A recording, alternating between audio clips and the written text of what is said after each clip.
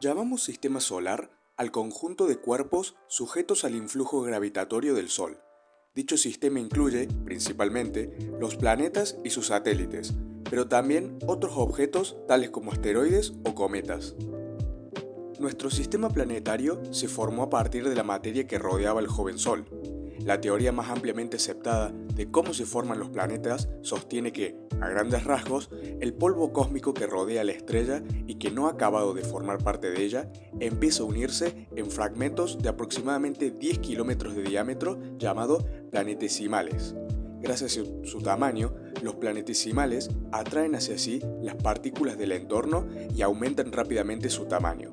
Dentro de esta dinámica, solo unos pocos planetesimales crecen y se convierten en oligarcas. Los oligarcas, que están situados cerca del Sol, chocan entre sí y se fusionan formando planetas rocosos. Por su parte, aquellos que se hallan más lejos de la estrella crecen todavía más, al migrar y atraer un mayor número de planetesimales, además de rodearse de coberturas de gas. El proceso, en su conjunto, puede durar hasta 1000 millones de años. La mayor parte de la masa del sistema solar se reparte entre la estrella y, en mucha menor medida, los 8 planetas y sus más de 170 lunas. Aunque el sistema se extiende cerca de 15 billones de kilómetros de un extremo a otro, prácticamente toda su masa se concentra en un área de solo 4.500 millones de kilómetros, que comprende al Sol y los planetas que lo orbitan. Una órbita es la trayectoria que sigue un objeto a causa de la atracción gravitatoria de otro. Por ejemplo, los satélites alrededor de un planeta o los planetas alrededor del Sol. El astrónomo y matemático alemán Johannes Kepler enunció 3 célebres leyes que describen las órbitas planetarias. La primera ley sostiene que los planetas se mueven siguiendo trayectorias en forma de elipse con el Sol en uno de sus focos. La segunda afirma que la línea trazada desde un planeta hasta el Sol barre áreas iguales en tiempos iguales. Y la tercera ley afirma que la razón entre el periodo orbital, es decir, el tiempo que se tarda en completar una órbita, y el semieje mayor de la elipse se mantiene constante. Los planetas se muestran, a menudo, muy alineados. Esto se debe a que sus órbitas tienen la misma inclinación. Además de orbitar casi en un mismo plano, los planetas giran alrededor del Sol en el mismo sentido. Si los observamos desde la dirección que marca el polo norte terrestre, comprobaremos que todos ellos orbitan en sentido antihorario. Se trata del mismo sentido de giro que tuvo en su día el disco protoplanetario. También lo hacen aquellos sistemas de mayor tamaño, que presumiblemente se desgajaron del planeta a causa de algún impacto. Todo planeta tiene su origen en el disco protoplanetario que una vez rodeó su estrella. La cercanía al astro central determina qué procesos darán forma al planeta y por lo tanto su naturaleza, gigante gaseoso o planeta rocoso. Si se pudiera viajar en el pasado al momento en el que nuestra estrella está formándose, veríamos que la rodea un disco turbulento de polvo y gas. En su centro, la protoestrella acumula masa mediante la creación o absorción del material del disco a través de su campo magnético. Su naturaleza dependerá de su ubicación respecto a la llamada línea de nieve. Más lejos de ella, elementos como el hidrógeno, el helio o el carbono forman moléculas complejas en forma de agua, metano o amoníaco. La temperatura es muy baja, lo suficiente para que estos compuestos se solidifiquen y el protoplaneta adquiera un tamaño que le permite atraer grandes cantidades de gas. En la zona interior de las líneas, las altas temperaturas han evaporado los elementos ligeros y han dejado solo rocas y metales, que forman gérmenes planetarios de menor tamaño. Estos crecen al chocar entre sí. El Sol es, con diferencia, el objeto más masivo del sistema. A su alrededor, y expuestos a su poderoso flujo energético, orbitan 8 planetas de características diversas. Los más cercanos a la estrella son densos y rocosos, mientras que los más lejanos, en su mayor parte, son gigantescas envolturas de gas y hielo. Una gran bola de plasma alimentada por reacciones termonucleares, el Sol, proporciona a nuestro sistema planetario la práctica totalidad de su masa y energía. El funcionamiento básico de nuestra estrella se sabe con detalle. Las reacciones nucleares de fusión en su interior transforman hidrógeno en helio, un proceso durante el cual se producen grandes cantidades de energía. El Sol, a sus 4.600 millones de años de edad, es una estrella en equilibrio en la que la presión gravitacional que tira de las capas exteriores hacia el núcleo se contrarresta por el efecto expansivo de las reacciones nucleares mencionadas, que empujan en sentido contrario. La estructura del Sol consiste en el núcleo, la capa radiactiva, capa convectiva, fotosfera, cromosfera y la corona. Ahora bien, ¿qué significa planeta en términos astronómicos? La Unión Astronómica Internacional lo define como un cuerpo celeste que debe cumplir con una serie de características. Por un lado, debe orbitar alrededor de una estrella, debe ser esférico y debe ejercer dominancia orbital por acción de su gravedad. Los planetas interiores, que son Mercurio, Venus, la Tierra y Marte, están compuestos básicamente por rocas y metales, de ahí que se le llame planetas rocosos o telúricos. La Tierra es el planeta más denso del sistema solar y además el más grande y masivo. Consta de un núcleo básicamente formado por hierro, níquel y azufre. La parte interna es sólida, mientras que la externa está parcialmente fundida y alojaría las corrientes de convección causantes del campo magnético. Una de sus características distintivas es la presencia de agua líquida en la superficie, donde la temperatura media es de 15 grados Celsius. Venus es muy similar a la Tierra en cuanto a tamaño y masa, lo que hace pensar que su composición y estructura interna resultan también similares.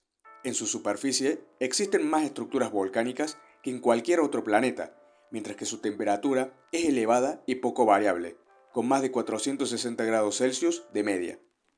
Marte es el planeta con una superficie más parecida a la terrestre, hasta el punto de presentar accidentes geológicos tales como dunas y contener agua en forma de vapor o hielo. Se estima que la temperatura media es de menos 50 grados Celsius. El planeta más pequeño y menos masivo del sistema solar es Mercurio, sin embargo, es el segundo más denso tras la Tierra. Al ser su atmósfera muy tenue y su periodo de rotación largo, existe un fuerte contraste de temperaturas, con valores máximos y mínimos que alcanzan los 430 grados Celsius y los menos 190 grados Celsius. Por otro lado, podemos encontrar los planetas exteriores o gaseosos, que en su mayor parte están compuestos por gas y hielo, tratándose de Júpiter, Saturno, Urano y Neptuno. Como todos los gigantes gaseosos, Júpiter posee un poderoso campo magnético. Está fuertemente achatado en los polos debido a su naturaleza fluida y es, en lo fundamental, una bola de hidrógeno alrededor de un núcleo sólido que representa entre un 4 y un 14% de la masa total. En la superficie se presentan capas nubosas de agua y compuestos de azufre y de amoníaco. Saturno tiene la menor densidad de todos los planetas. Por su estructura interna, su potente magnetosfera y su forma exterior achatada por los polos, se asemeja bastante a su vecino, Júpiter. Al tener menos masa y presión interna, la capa exterior gaseosa es probablemente más gruesa. Un efecto singular de la interacción entre las diferentes velocidades de los vientos atmosféricos es el gigante hexágono del Polo Norte, cuyo centro alberga un tumultuoso vórtice. Siendo relativamente pequeño, el núcleo de Urano es metálico y rocoso, y está rodeado por un denso manto de agua, amoníaco y metano, con alta conductividad eléctrica. Su característico color, cian pálido, se debería al metano, componente principal de la capa exterior junto al hidrógeno y el helio. La singularidad más destacada de Urano es la inclinación de su eje de rotación, 97,77 grados, por ello orbita casi totalmente de lado. La estructura de Neptuno es prácticamente igual a la de Urano, pero su manto sería ligeramente mayor y la capa gaseosa menor. Al ser el planeta más lejano del Sol, es el que recibe un menor flujo de radiación solar. Aún así, se revela una fuente de calor interno más importante, que probablemente proviene del remanente producido por la concentración de materia durante su formación. A medida que nos alejamos del Sol, dejamos atrás los cuerpos masivos, encontrándonos con planetas enanos, cometas y asteroides que surcan un espacio cada vez más vacío. El cinturón de asteroides solo era una región más de planetesimales en el disco protoplanetario. En circunstancias normales, estos habrían chocado entre sí y formado protoplanetas. Sin embargo, la influencia gravitatoria del cercano Júpiter aceleró sus órbitas, de modo que las colisiones se tornaron más violentas y los planetesimales se rompieron. Algunos de estos objetos permanecieron en la misma órbita y otros cayeron hacia los planetas interiores, en forma de lluvias masivas de asteroides. Fue así como la mayor parte se concentraron en un anillo situado entre las órbitas de Marte y Júpiter. También podemos encontrar meteoroides, que son fragmentos rocosos y o metálicos desprendidos de un cometa, asteroide, satélite o planeta antes de entrar en contacto con la atmósfera, puesto que una vez que lo hace, se transforma en un trazo luminoso y se sobrecalienta por la fricción, convirtiéndose en un meteoro. Confirmada su existencia en 1992 y situado más allá de Neptuno, el cinturón de Kuiper se postuló como el criadero de los cometas más próximos, mientras que por otra parte, la nube de Oort sería el origen de los cometas más lejanos. Plutón, Ceres, Sedna y Eris entran bajo la definición de planetas enanos, puesto que si bien son cuerpos de considerable tamaño, carecen de la dominancia orbital que caracteriza a los planetas de pleno derecho. Por último, pero no menos importante, y pudiendo percibirse desde la Tierra gracias a la reflexión de la luz solar, encontramos el polvo interplanetario, una de las muchas variantes del polvo cósmico, que se adentra en la órbita de los planetas del sistema solar. La distribución del mismo ha cambiado a lo largo de la historia. Cuando el disco protoplanetario contaba con apenas 15 millones de años, el polvo interestelar se distribuía exclusivamente más allá de Neptuno. Más adelante, ese polvo primigenio fue expulsado y sustituido por el de origen cometario, que se fue distribuyendo de forma más o menos uniforme por todo el sistema. Para ir concluyendo, se puede decir que el sistema solar se encuentra a una distancia de unos 25.000 a 28.000 años luz del centro de la Vía Láctea, una galaxia espiral barrada de 100.000 años luz de diámetro. La misma acoge en su conjunto más de 100.000 millones de estrellas, pero el Sol se distingue de la mayoría de ellas por residir en la zona de habitabilidad de la galaxia. Por un lado, su posición alejada del centro, en el brazo espiral de Orión, queda fuera del alcance de la radiación del núcleo galáctico.